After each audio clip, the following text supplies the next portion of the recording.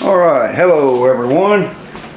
Today we're going to try to take a pretty rusted up cast iron frying pan. We're going to try to recondition it to make it almost like new again. And we're going to do this by using a piece of a potato and some common salt. So what we're going to do, we're going to take 2 tablespoons of salt, put in this frying pan. And this one's in pretty rough condition. I already did one this morning that wasn't quite as bad. This one here, as you can see, has got quite a bit of rust on it. So we're going to start. You take your potato. It's got enough moisture in it that it will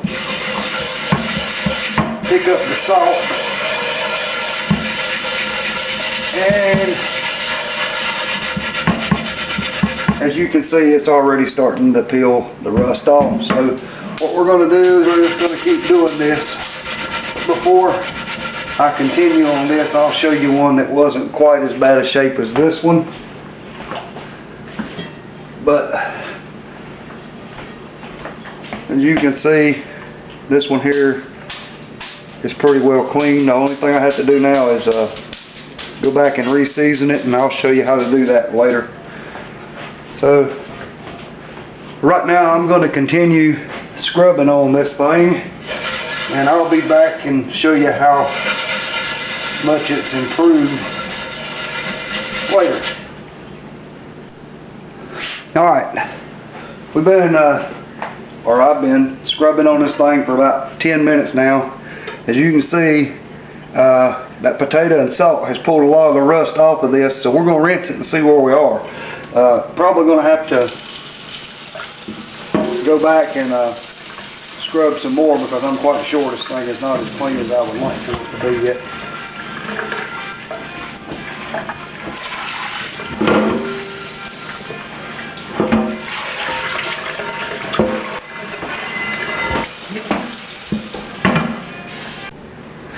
Okay, now I'm back, and this is after about an hour of working on it. I finally had to add a little step to it other than just a plain old potato, which was mixed 50% vinegar and 50% water and let it soak for a little while to break some of the rust loose. I'm going to work on it just a little bit more. I still see a little rust around the edges and stuff, and then when I come back, we're going to go and show you how to season it. Alright, so I'll be back in a few. Anyway, continue rinsing this thing out till you get most of the stuff out of it. And then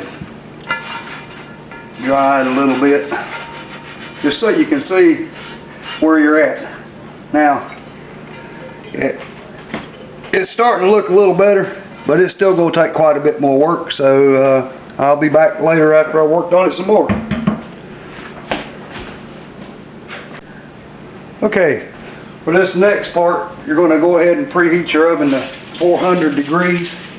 You'll get you a cookie sheet and cover it with aluminum foil. This is going to be a catch pan that goes underneath your frying pan. You're going to pour some vegetable oil into the pan.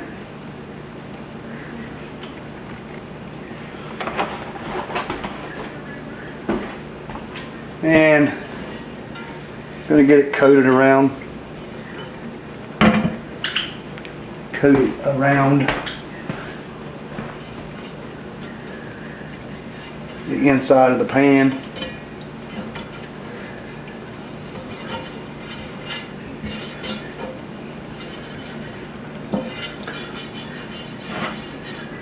Now, when you go to put this in the oven, you want to put it in upside down, not right side up, because if you put it right side up, all this oil is going to gather back to the center and make a big old gooey puddle.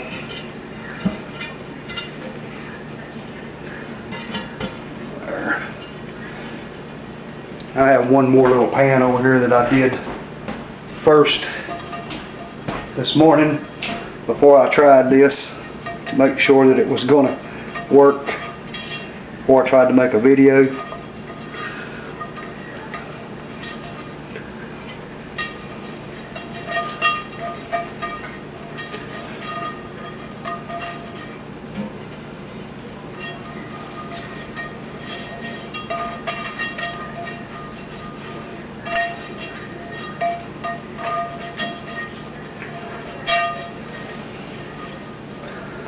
Okay, now I got both of my pans ready to go in the oven, so I'll be back in just a minute.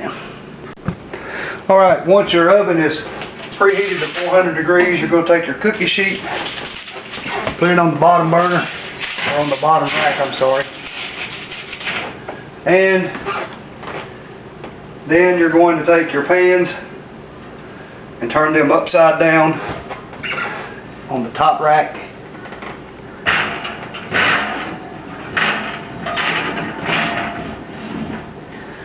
And the reason for the cookie sheet again is to catch the excess oil.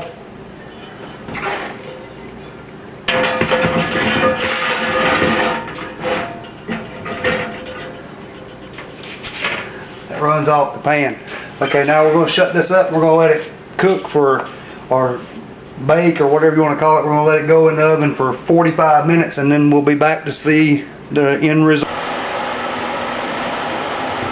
Okay, it's been about 45 minutes, and these pans have just come out of the oven, and they're pretty hot right now, so I'm not going to hang on to them very long. But you want to just wipe any excess grease out of the pan, and it doesn't take long for this thing to get hot, even with the UGG glove on.